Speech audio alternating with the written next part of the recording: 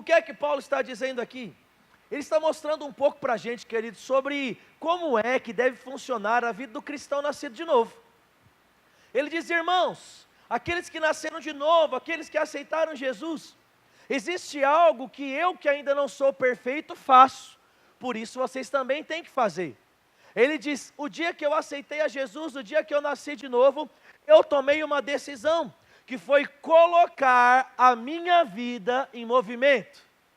Paulo está dizendo, irmão, no dia que eu aceitei Jesus, eu comecei a deixar para trás aquilo que era ruim.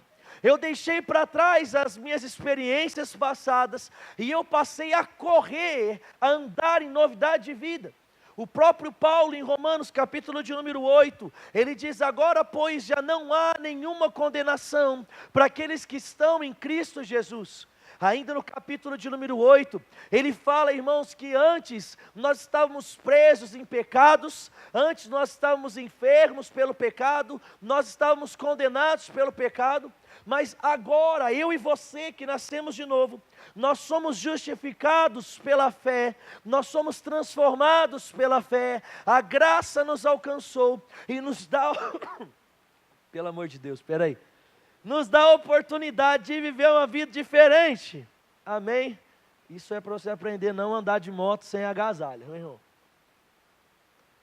E aí o que acontece? Paulo está dizendo então que o dia que eu aceitei a Jesus, o dia que eu nasci de novo, a minha vida começou a andar. Nessa noite, eu quero falar algo para você, irmão. Eu não sei como é que você está andando, eu não sei se a sua vida está na primeira marcha, eu não sei se a sua vida já está na segunda, se já está na quinta marcha, não sei se a sua vida já está na sexta marcha, na verdade, tem uns carros aí que tem sexta marcha, ou se sua vida está parada, precisando pegar no tranco.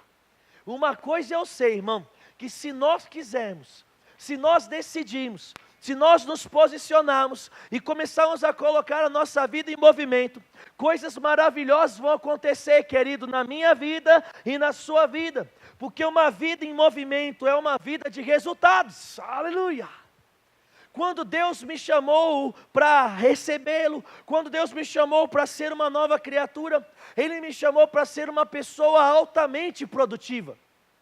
João capítulo de número 15, quando Jesus ele fala sobre a videira verdadeira e os ramos, ele diz: Deus é a videira verdadeira, Deus é aquele a qual nós estamos ligados, vocês são os ramos, e ali Jesus ele nos dá uma ordem, ele diz: vão, produzam frutos, e que os frutos de vocês permaneçam, ou seja, a expectativa de Deus acerca da minha vida e da sua vida, homens e mulheres nascidas de novo, é que a gente esteja em constante movimento, em constante crescimento, fazendo aquilo que Deus nos chamou, nos comissionou, nos capacitou para fazer. Meu irmão, eu quero falar para você, que Deus tem altas expectativas acerca dos seus frutos. Deus tem altas expectativas acerca dos milagres que vão envolver a sua vida. Mas para a gente, querido, viver isso, nós precisamos nos posicionar. Paulo diz: eu decido andar nessa nova vida. Irmão, nessa noite eu digo para você, decida andar nessa nova vida. Decida crer que existe algo maior e melhor para você. Decida crer que existem aspirações diferentes das aspirações do mundo que Deus tem para você. Existe algo maior. E quando eu falo sobre isso, não tem como eu não pensar sobre o povo brasileiro. Porque, irmão, quer ver uma coisa? Qual é o sonho de todo homem ou de toda mulher brasileira que trabalha de carteira registrada? Eles querem trabalhar para um dia serem o quê? Aposentados, é isso ou não é? Por que o brasileiro está tão louco com o Temer aí? Porque fez lá a reforma da Previdência, mexeu nos anos da aposentadoria, porque o sonho de todo brasileiro é chegar um dia que você vai poder colocar os pés para cima e ganhar dinheiro sem fazer nada. É assim ou não é? É ou não é? E sabe o que acontece, irmão? Eu não quero falar nessa noite se esse sonho é um sonho certo ou errado. O que eu quero falar para você é que um sonho natural ou um estilo de vida natural não pode ser transmitido, não pode ser trazido para uma vida espiritual. Como assim, Leandro? O sonho de todo brasileiro é trabalhar, trabalhar, trabalhar, trabalhar, para chegar uma hora que você não precisa mais trabalhar. Isso é uma vida natural. Mas a vida espiritual, irmão, nós não podemos ver como nós vemos a vida natural. E tem muita gente que tem a vida espiritual assim.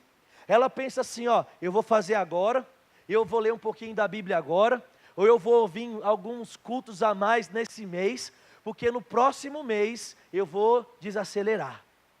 No próximo mês eu vou tirar umas férias de Deus. No próximo mês eu vou tirar umas férias da igreja. Ou então a pessoa pensa, eu vou trabalhar para Deus, porque lá na frente outros vão trabalhar para mim e eu vou ficar só de boa na lagoa. Meu irmão, deixa eu falar algo para você. Ainda que seja lícito, em uma vida espiritual, você trabalhar, você cuidar, você investir, para que lá na frente você tenha uma vida mais leve, na vida espiritual, nós não podemos ter essa mesma expectativa. Sabe por quê? A vida espiritual, querido, ela sempre vai estar à frente e nós vamos estar sempre correndo atrás. Como assim? A sua vida espiritual hoje não chega nem perto da vida espiritual que Deus gostaria que você tivesse. Vou falar de novo para você. Ainda que você tenha feito, querido, boas escolhas hoje, Deus, quanto à sua vida espiritual, Ele sempre quis que você estivesse além. Eu tenho certeza que escolhas poderiam ser feitas diferentes que você tomou. Talvez a administração do tempo, a administração das prioridades, ou seja, o plano de Deus sempre vai ser maior do que os nossos planos. O que é que eu estou dizendo, irmão? A vida espiritual do crente é uma vida em constante aceleração. É uma vida onde se hoje eu produzo 1, amanhã eu estou produzindo 10, amanhã eu estou produzindo 100, e o meu foco é sempre produzir em uma escala maior. O cristão nascido de novo, para ele nunca está bom.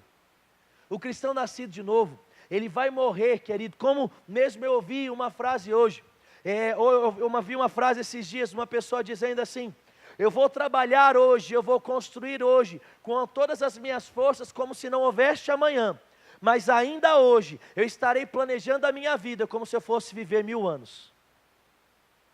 Eu achei muito interessante, querido, a pessoa dizendo isso. Ele disse, eu vou planejar para algo muito grande, eu vou planejar, eu vou sonhar para produzir muitas coisas, mas eu vou me dedicar por completo e com uma intensidade, como se o único dia que eu tivesse nessa vida fosse hoje. Então eu vou trabalhar muito para que eu possa chegar o mais perto possível do sonho que eu tenho. Meu irmão, Deus tem planos para a sua vida, Deus tem sonhos para a sua vida. Como mesmo a Bíblia diz no livro de Coríntios, nem olhos viram, nem ouvidos ouviram, nem jamais penetrou no coração do homem o que Deus tem preparado para todos aqueles que o amam.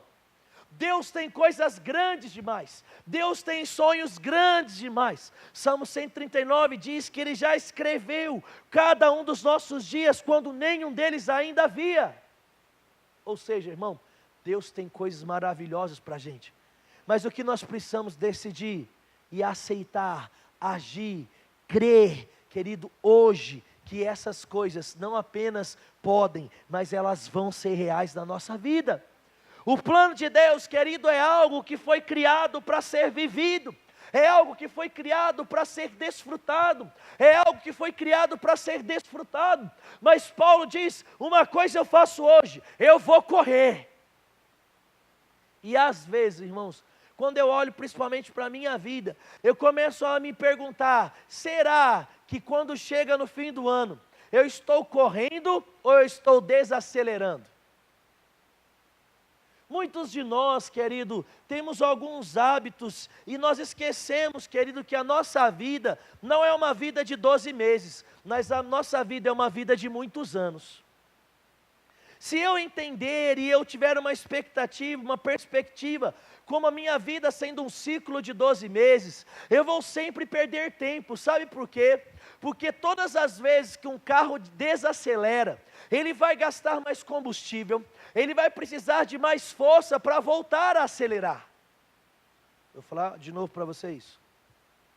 Você vai lá, e em janeiro, você começa em todo gás. Fevereiro, está em todo gás. Março, está correndo. Chega em julho, você está numa alta velocidade, numa alta produtividade. E quando eu falo isso, eu digo sobre todos os aspectos da sua vida. Você está trabalhando profissionalmente muito, você está estudando muito na faculdade, na escola, você está trabalhando muito na igreja, você está sendo uma pessoa, querido, amplamente produtiva em todos os aspectos e áreas de atuação da sua vida. Só que aí o que acontece? Começa a chegar outubro, começa a chegar novembro, aí sabe o que a gente já começa a fazer? Fim do ano está aí, a gente já começa a pensar no feriadão, a gente já começa a falar assim, se até agora, se até novembro, se até dezembro não deu, eu vou deixar isso para janeiro, é assim ou não é assim? Se até agora não aconteceu, vai ficar para o ano que vem. E sabe o que acontece, irmãos? Eu vejo muitas pessoas no mês de dezembro, desacelerando bruscamente em muitas áreas da sua vida. Mas sabe qual é o problema, irmão? Desacelerar em dezembro significa começar lento em janeiro. Aleluia. Tudo que você, querido, deixa de fazer, necessariamente você está retrocedendo. O corpo humano, irmão, se você foi lá e você ficou 11 meses na academia, chegou no mês de dezembro, você não foi, deixa eu falar para você, você não só engorda, você perde resultados que você produziu ao longo dos 11 meses. Que mais? Se você começa a ser negligente em hábitos bons que você construiu ao longo dos anos, e ao longo dos meses, durante 11 meses, e destrói esses hábitos em dezembro, você vai começar a construir de novo, vai passar pelas mesmas dificuldades em janeiro. Do que é que você está querendo falar, Leandro, nessa noite? Eu estou querendo, querido, se eu pudesse dar, e eu pensei sobre um título na ministração dessa noite, eu falava para você, continue a nadar. Eu não sei se você já assistiu aquele filme Procurando Nemo, mas existia, querido, um lema que a Dory, ela sempre cantava, e ela ficava, continue a nadar, e ela ficava o tempo todo. Sabe, meu irmão, deixa eu falar para você, a vida do crente é uma vida onde você continua a andar, você continua a amar, você continua a crer, você continua a semear, independente daquilo que acontece na sua vida, independente do tamanho do problema que se levanta, a gente sempre continua, deixando a cada dia coisas que ficaram para trás, lá atrás, e avançando. Querido, eu quero falar para você, pode ser que o nosso ano está acabando, mas a nossa vida não. Ou seja, aquilo que nós começamos a produzir até aqui, nós vamos avançar e vamos continuar produzindo. Não deixe o cansaço te parar, não deixe a tristeza te desanimar. Se Deus te falou para fazer algo, continua. Aleluia! Será que Deus mudou de ideia? Será que o plano de Deus tem 11 meses? Será que o plano de Deus só tem um ano? Não tem, irmão. Se Deus nos deu uma palavra, nós vamos permanecer fiéis a essa palavra, independente daquilo que aconteça na nossa vida, amém? E eu tenho uma história lá em Daniel 6, vai comigo. Que ela tem tudo a ver com aquilo que nós estamos falando. Daniel, capítulo de número 6.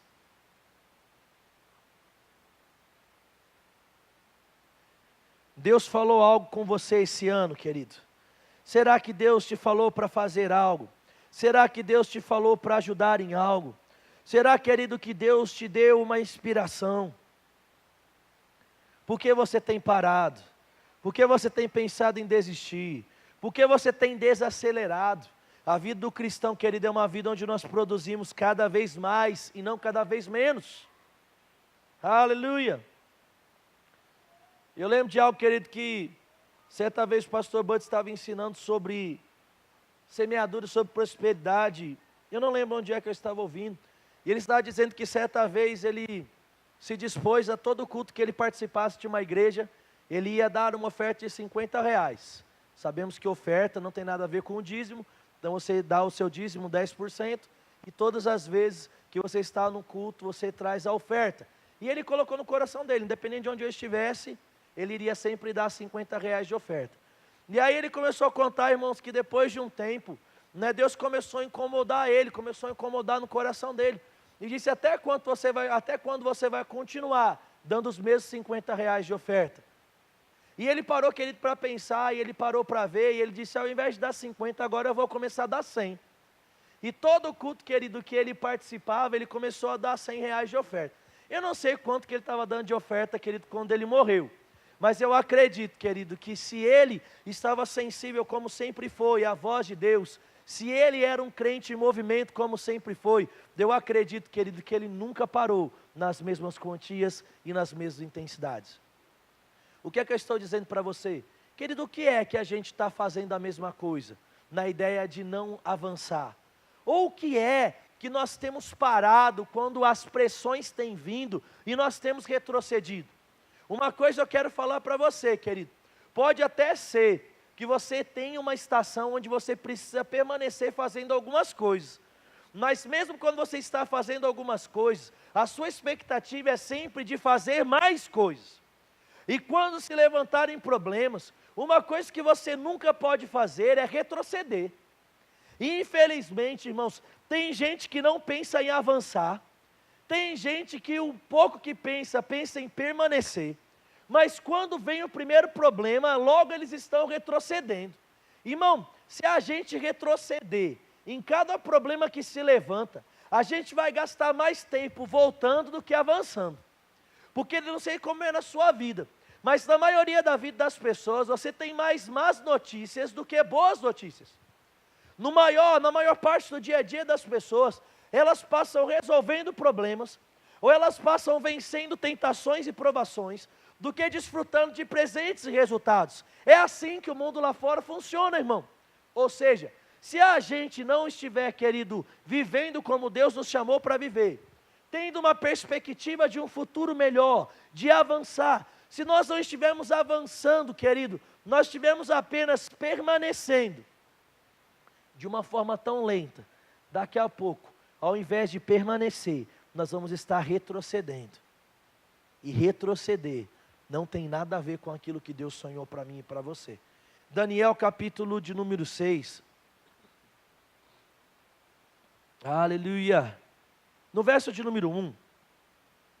Chegou lá comigo? Ele diz assim, ó.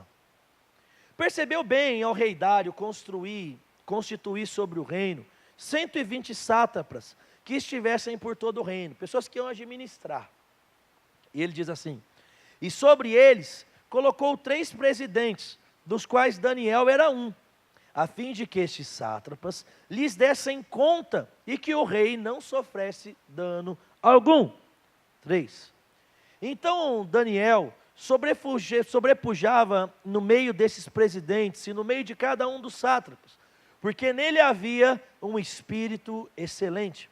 E o rei já pensava em constituí-lo sobre todo o reino. Olha que negócio legal. Então existia um plano de avanço aqui, amém, querido? Existia um plano, uma perspectiva de crescimento. Então estava ali um povo, aí de repente Dário diz, eu tenho que organizar, porque, querido, organiza para crescer, amém? Amém, amém? É isso que é o lema da nossa bandeira, que deveria acontecer, ordem e progresso. Onde você estabelece a ordem, você consequentemente obtém um progresso. Então aqui tinha um povo, eles estavam organizando para crescer.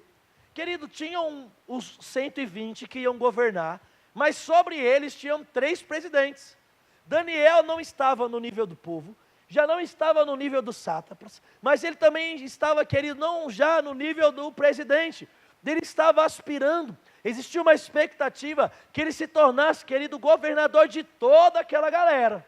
Continua comigo no verso número 4, ele diz assim, nisso, os presidentes e os sátrapas procuravam achar ocasião contra Daniel, a respeito do reino, mas não podiam achar ocasião ou falta alguma, porque ele era, quem está escrito na sua Bíblia? Fiel. 2 coisas que me chamam a atenção aqui até nesse momento. Diz que ele tinha um espírito excelente e agora diz que ele era fiel. E diz, e não se achava nele erro algum e nem falta. Parece que está falando dos membros da Renovado Jardim Vitória, não é verdade? Amém ou amém? E ele diz assim, no verso de número 5. Pelo que esses homens então disseram, nunca acharemos ocasião alguma contra Daniel, a menos que procuremos no... as pessoas olham para Daniel e falam assim: meu Deus, o cara não tem erro não. Eu gosto muito quando eles dizem: nunca acharemos erro nele, a não ser que a gente vai na ferida. Qual é a ferida do crente? Tocar na palavra de Deus. Qual é a ferida do crente? Tocar, querido, nos princípios da palavra de Deus. O mundo lá fora precisa saber, irmão, que nós somos santos, amém? O mundo lá fora precisa saber que pode oferecer propina para você o tanto que eles quiserem, você não vai aceitar. O mundo precisa saber, irmão, que eles podem oferecer qualquer tipo de negociação ilícita, mas isso nem vai coçar você em aceitar, porque existe em você um espírito excelente, existe um caráter excelente. Hoje você é uma nova criatura que está crescendo e avançando, amém? E o que acontece? Começa a perseguir, e ele baixa o edital. Aí aquele edital, querido, ele começa a ser uma lei que estava vigorando por todo mundo. E se Daniel, ele estava, irmão, em um lugar, se ele estava debaixo de uma liderança, se ele estava debaixo de um governo, isso também estava sobre ele. Mas deixa eu falar algo para você, querido. Nós precisamos entender que acima das leis dessa terra existe uma lei de Deus. Acima dos princípios dessa terra existe o princípio de Deus. Acima dos planos dessa terra existe o plano de Deus. E as pessoas chegam aqui e elas começam a fazer o quê? Tentar contra a vida de Daniel. Daniel estava diante de uma situação, irmão. Ele podia regar, ele podia parar, ele podia retroceder, ele podia desistir, ou ele podia permanecer avançando em Deus. Ele podia permanecer praticando a palavra. Meu irmão, deixa eu falar para você. Não é sobre o quanto você é tentado, mas é sobre quanto você permanece fazendo aquilo que é certo em meio à tentação. A questão não é o quão difícil as coisas se levantam para com a nossa vida. A questão é o quanto nós estamos frutificando, o quanto nós estamos, querido, avançando em Deus, ao ponto dessas coisas que falam do velho homem estarem cada vez mais distantes da nossa vida. Um crente parado se torna um crente infrutífero. Um crente parado se torna um crente fraco. Um crente, eu lembro certa vez que eu estava conversando com um pastor de longas datas, e ele virou para mim e ele disse assim: Leandro, a minha esposa briga comigo, porque hoje ela não vê mais quase eu lendo a Bíblia, ela não vê quase mais eu orando, ela não vê quase eu ouvindo ministrações, e ela diz: eu como um pastor que está operando no ministério, precisava fazer mais isso. E ele virou para mim e falou: Leandro, eu não preciso mais fazer isso hoje, porque teve um tempo da minha vida que eu li muito, que eu estudei muito, que eu orei muito, e essas coisas, elas me tornaram fortes, para eu continuar forte até o fim do meu ministério. Meu irmão, deixa eu falar para você, não deixe essa mentira te enganar. Assim como a dieta de ontem não produz resultado hoje, assim como o exercício físico de ontem não produz resultado hoje, quando eu digo ontem, estou falando de anos atrás. Quando as coisas que você fez lá atrás não produzem resultado hoje, assim também vai ser com a palavra de Deus, irmão. Os versículos que nos salvaram lá atrás, eles vão nos manter salvos quando eles estiverem vivos no nosso coração e na nossa mente. Pastor, eu fiz o Rema e eu fiquei lá 2 anos, indo na igreja o tempo todo, e eu estava segunda, quarta e sexta, eu estava quinta aqui, domingo de manhã, domingo de noite, agora eu desacelerei. Cuidado, querido, para não desacelerar tanto ao ponto de parar. Cuidado, querido, para não desacelerar tanto ao ponto de se tornar improdutivo. Sabe, irmão, se você conseguir dar 3 dias à noite para Deus durante a sua semana, claro que você vai conseguir dar a quinta noite, é claro que você vai conseguir dar o domingo de manhã, é claro que você vai conseguir dar o domingo à noite. Sabe, irmão, se eu tenho um estilo de vida onde eu comprometo 5 dias para Deus, por que eu vou começar a comprometer um só? Será que isso é um progresso? Ou será que isso é um retrocesso? Nessa noite eu quero falar para você, não retroceda, avança.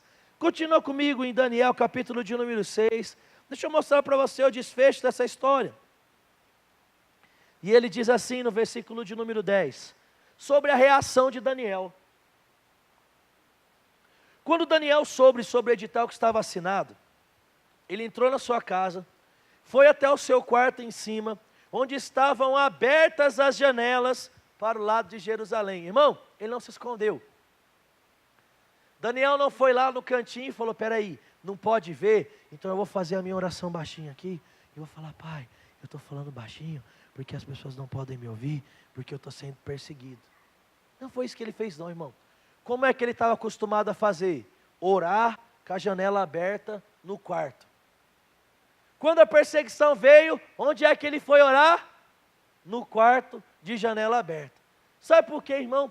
A circunstância não pode mudar aquilo que você é. Porque enquanto a circunstância muda aquilo que você é, você nunca vai poder mudar as circunstâncias. As circunstâncias não nos mudam. Aquilo que nós somos muda a circunstância. Querido, toda vez que uma circunstância se levanta e você muda o seu proceder, você está, querido, enfadado ao fracasso. Você está enfadado, querido, ao retrocesso. Mas se você, em meio a um problema que se levanta, você permanece fazendo as mesmas coisas, e agora eu digo para você, não só fazendo as mesmas coisas, mas fazendo mais. Aleluia. A sua vida começa a avançar, a sua vida começa a crescer. Aí Daniel vai lá, e no quarto de janela aberta, que dava para o lado de Jerusalém, 3 vezes no dia, se colocava de joelhos e orava. E dava graça diante de Deus, como sempre costumava fazer. Sabe, irmão, agora eu vejo 2 coisas aqui. E aí a gente vai para o exemplo do carro. Daniel estava fazendo aquilo que ele costumava fazer. Eu vejo 2 situações. Primeiro, se você já é crente, um crente praticante, se você já lê a Bíblia, se você já ora, se você já dizima, se você já oferta, no dia da dificuldade você tem que continuar fazendo a mesma coisa. Agora eu entendo outra coisa também. Eu só posso continuar a fazer algo que eu já faço. Se Daniel continuou a fazer, é porque ele tinha criado um hábito de fazer. Irmão Paulo disse lá no primeiro versículo que a gente leu, eu deixo para trás e agora eu corro. O que é que eu estou dizendo? Irmão, crente não foi chamado para agir apenas em dias de adversidade. Nós não podemos só orar, só vir na igreja, só dizimar, só fazer as coisas quando tem problema. A vida do cristão é uma vida de movimento contínuo. O dia que Deus te salvou, Ele te colocou em um carro, Ele te deu um combustível, e Ele disse, vai para a estrada, meu filho. Aleluia. Ele nos comissionou, Ele nos deu um alvo, Ele nos deu um objetivo. Ou seja, irmão, viva uma vida produtiva. E quando o dia mau chegar, muitos problemas você não vai nem sentir. Viva uma vida produtiva. Viva uma vida fazendo aquilo que é certo, que quando o dia mau chegar, você já vai saber como fazer. Mas sabe o que acontece, irmão? É muito difícil tomar uma decisão acertada quando o problema está latente. É muito difícil você ser guiado pelo Espírito no meio da provação. É muito difícil você mudar hábitos quando o problema estourou. Leandro, do que você está falando? Irmão, muda antes. Faz o certo antes. Começa a orar antes. Começa a crer antes. Começa a confiar antes. E aí, Leandro, quando o dia mau se levantar, só continua fazendo aquilo que você já fez. Leandro, peraí, o que você está dizendo? Você está dizendo para eu começar a vir mais na igreja antes do problema se levantar? É, irmão, sabe por quê? Porque quando o problema levantar, é aí que você tem menos tempo. Leandro, você está dizendo para eu começar a ser dizimista antes de faltar dinheiro? É óbvio, irmão, porque quanto menos dinheiro você tem, mais difícil é de dar. Do que é que eu estou dizendo? Viva de uma forma preventiva e não de uma forma corretiva, porque a própria Bíblia diz que melhor é obedecer do que sacrificar. Irmão, Deus não te chamou para corrigir problemas. Deus te chamou para viver um estilo de vida, onde você faz as coisas de uma forma correta e muitos problemas se resolvem automaticamente. Ou em outras palavras, muitos problemas não chegam nem a você. Sabe por quê, irmão? Só tem que tratar da saúde aquele que destruiu a saúde. Só tem que muitas vezes, querido, fazer operações em ligamentos, fazer operações em coisas, pessoas que um dia estouraram ele. seja jogando bola, seja praticando uma arte marcial, seja levantando um peso, irmão, algo aconteceu, algo você fez que estourou a sua perna, as suas costas, a sua mão, o seu braço, algo aconteceu. Claro, Leandro, tem as coisas naturais, tem, irmãos, mas você sabia que existem coisas naturais, que se você começa a agir da forma certa, quando você ainda é criança, você não precisa fazer operação? Existem problemas na coluna que quando tratados ainda quando criança, elas consertam a sua coluna quando ainda é criança. Pastor, meu pé é torto, eu tenho que fazer uma operação para voltar no lugar. Quando eu era criança tinha um negocinho do diabo que se chamava botinha, você lembra dele ou não? Brincadeira, não é do diabo não, irmão, é de Deus, amém? Só parece do diabo, né? E aí o que acontece? Você usava a botinha, porque talvez seu pé era o quê? 10 para as 2, e aí a botinha o quê? Deu aquela alinhadinha. Quantos de nós não tínhamos covinha no pé, e a botinha fez a bendita covinha no pé, irmão? Mas talvez, se você não tratou lá quando você era criança, hoje você sofre os problemas de uma pessoa que tem o pé chato. Qual o problema do pé chato, Leandro? Porque força o seu pé para dentro. O que é que você está querendo dizer, pastor? Eu estou querendo dizer, irmão, foi fácil para Daniel permanecer fazendo algo, porque ele aprendeu a fazer esse algo antes do dia mau chegar. Aleluia. Tiago, se você for lá comigo, abra sua Bíblia, Tiago, capítulo de número 1, no verso de número 1.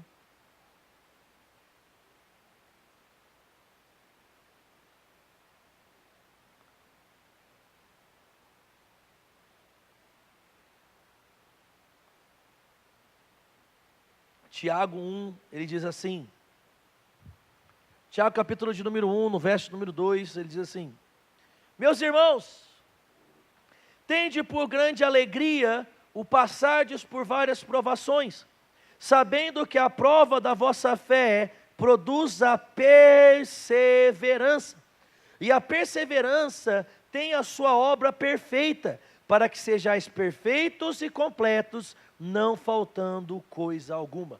O que é perseverar? Perseverar é continuar a fazer. Amém ou não amém? Então o que é que Tiago está dizendo? Ele diz, irmão, quando vier o problema, fica feliz. E continue a fazer aquilo que você já faz. Porque a sua fé provada vai produzir uma obra completa. Meu irmão, olha que negócio doido. Tiago não está falando sobre você começar a fazer coisas quando o dia mau está se levantando. Tiago diz assim, ei irmão, quando o dia mau chegar, dá risada, porque se você já orava, o simples fato de orar, fazer as mesmas coisas, vão solucionar o seu problema. Aleluia. O que é que eu estou dizendo? Meu irmão, eu estou te dando a oportunidade de simplificar a sua vida. Eu estou te dando a oportunidade de não viver correndo atrás dos problemas.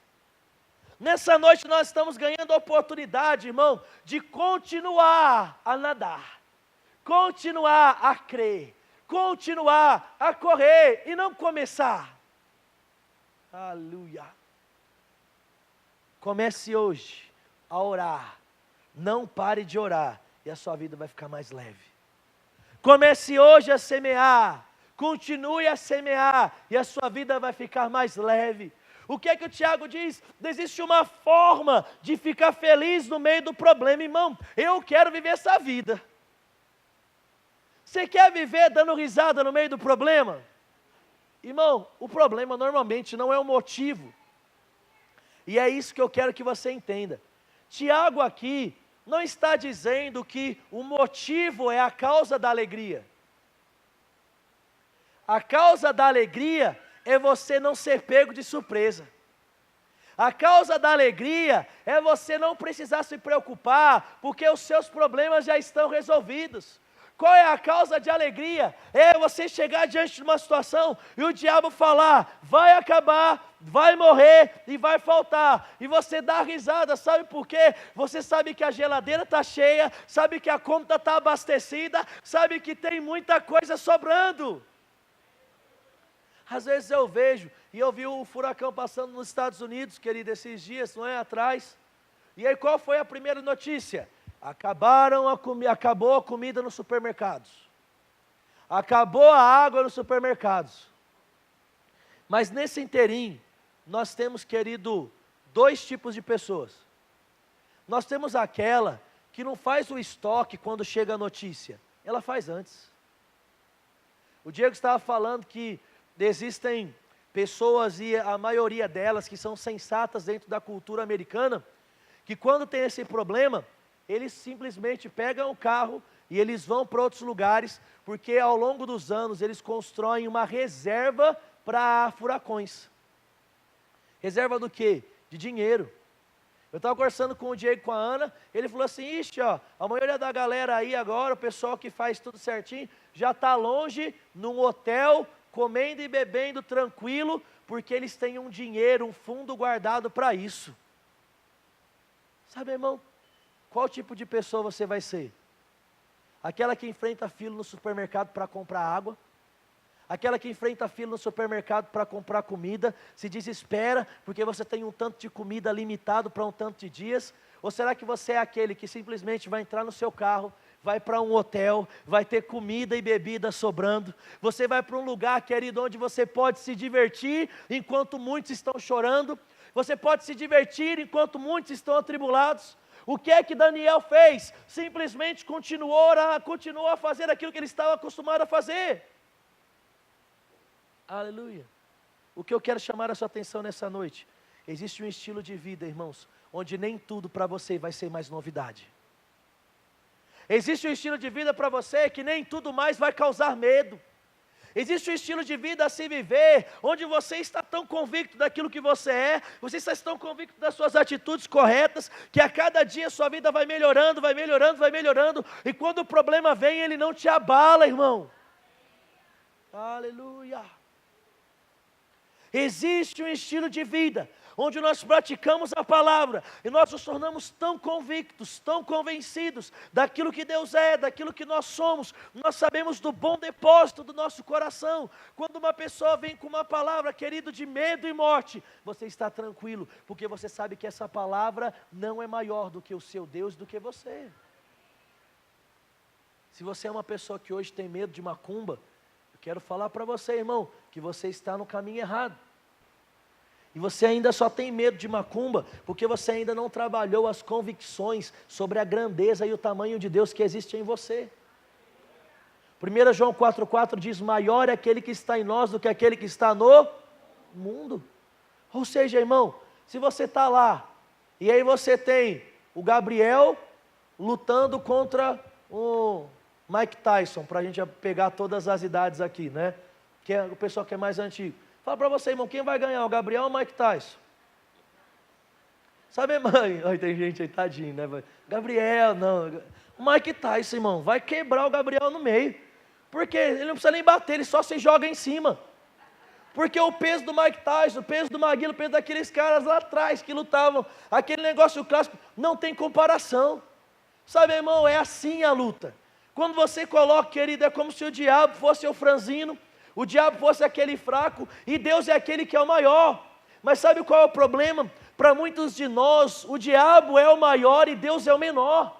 A sua convicção, ela muda os sentimentos que envolvem a sua vida, irmão.